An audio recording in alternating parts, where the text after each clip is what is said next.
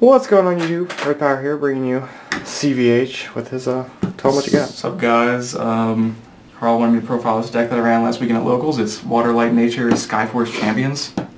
I guess it's like Light, Water, Nature, but whatever. Those three civilizations, Skyforce Champions entered. I just wanted to run something fun. Been testing a lot of the meta stuff over the last month and decided to put this together just to see how it'd work, because Zuri's pretty cool and people have, Wavelines is cool too, for like Leviathan or Skyforce Champions center decks. That's pretty much it. We're just get into the cards, I guess. Yeah. I'll start. White Keeper of Laws because it's Keeper of Laws, and right now it's just too good not to run. And there's no actual draw power in the deck, so that's one of the reasons for that. Strategist is like the Lyra of the deck. You don't run Lyra because like there's not a lot of, there's no dragon support really, and Starlight can tap multiple things when you start getting this Skyforce Champion train rolling. So that's pretty cool. It also evolves, obviously. 2 Ravu. This card is cool for reasons I didn't know would be good. Like against Andromedas, you have to tap something and it just untaps at the end of the turn. So it also gets over Lyra. That's a very important benchmark. It's 6,000 power. It untaps at the end of your turn, so yeah, Lyra's can't revenge it on the next. Yeah, or anything that Lyra, because Lyra's not as big. Yeah, they can tap it, but then like you won't be able to tag on your turn, but you'll still be able to untap before they can kill it with something. 1 Citadel Magistrate. I made this deck even though I played against like only 3 rounds in Locals, but like it's good against the meta. I was trying to make it good against a lot of different decks. Like this is for bugs, like you play against Hive Queen, and like aside from bouncing like Root Trap, there's really no answer. Like Hive Queen can't get over that. Hive Queen can get over this, but it can't get over this. So you need like a big blocker. It's sort of like the grand gear of the deck. It's actually a rather huge power, and it gets bigger with Energize too. It can crash with Andromedas and stuff. 3 Azuri. This card is pretty awesome. It's basically like a Stormspark Blast on wheels. Pretty giant. Yeah, it just wins the game if they're at 0 shields. Yeah, it wins the game. It clears boards pretty easily because it's huge, and it can come out pretty quickly if you get the right progressions, like by turn 6 perhaps. And then only 2 Andromedas is probably a mistake. You can probably run 3, but I wanted to keep it 40 cards. And I don't know, I just didn't really fear a lot of things, because I run a lot of blockers, so I was like, And Orion was a choice over a 3rd Andromeda. Yeah, I was talking to Drizzer, and he's like, you have so many targets, just do it. So I was like, okay, I'll do it. And it also clears boards. Like, you have a lot of big, fat creatures, like these blockers and all the Skyforce Champions. So, like, you play Orion, you're pretty much going to clear a couple things. And, like, again, with Energize, you can crash with Andromeda, and then hopefully get any number of these things, like, off the top. It's just crazy. There's so many targets for Orion. I don't actually know if I got it off, but it was pretty cool. I only played a few matches, like I said, but I'm sure it's a pretty good overall. The tap effect's always nice. Yeah, for sure. 3 Bottle, only real water card in the deck. It's Bottle. You need more defensive blasts than these civilizations provide. Oh, I didn't talk about Stormspark yet before I do that. Only 1 Stormspark, because these are Stormspark blasts, and so is that. So and sort of, like, you have so much tap use. It's a good blast, but usually you'd rather play the creature equivalent.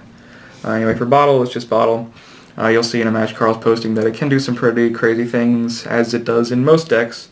There's a lot of big creatures in the deck, so it fits perfectly. Sometimes you hit a ramp spell, but like if you get it in shield and you hit a ramp spell early, it's not the most disappointing, but it's generally a good card. Sometimes you even cast it from your hand because you just have so many good targets in the deck. But usually it's just a good defensive blast, and it's more value than most other water cards in the deck would be. Wow.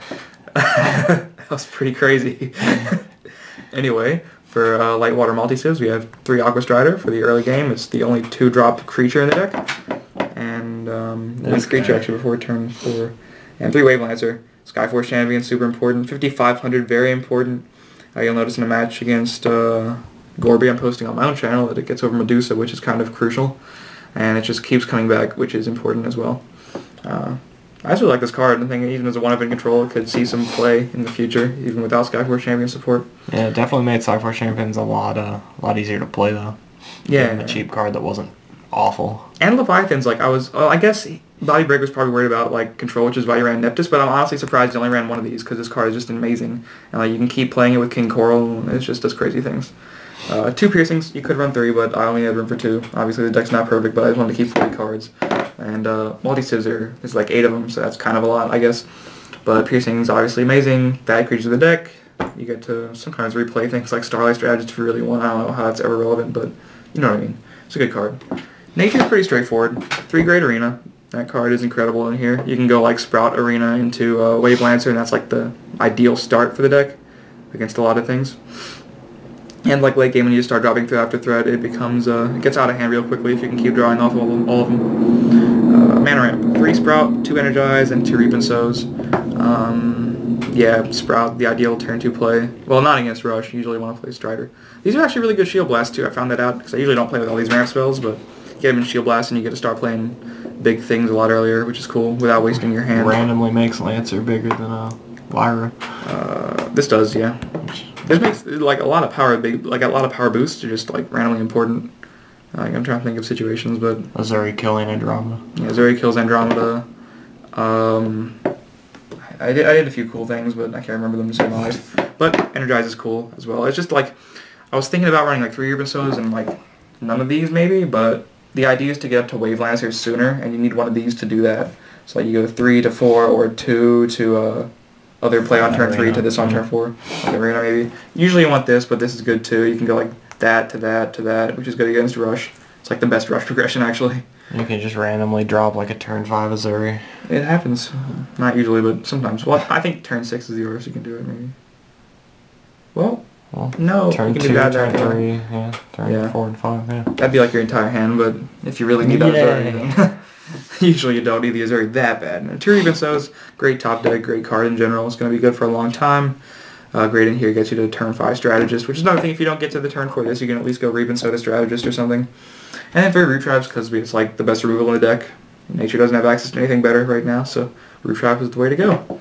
Yeah, only like 7 defensive blasts, but that's about the only flaw I think in the deck in general. Sorry about the glare there, guys. It's all good. There's the list. Skyforce Champions, check it out. Run at your local. That's what I did. It's fun, yeah.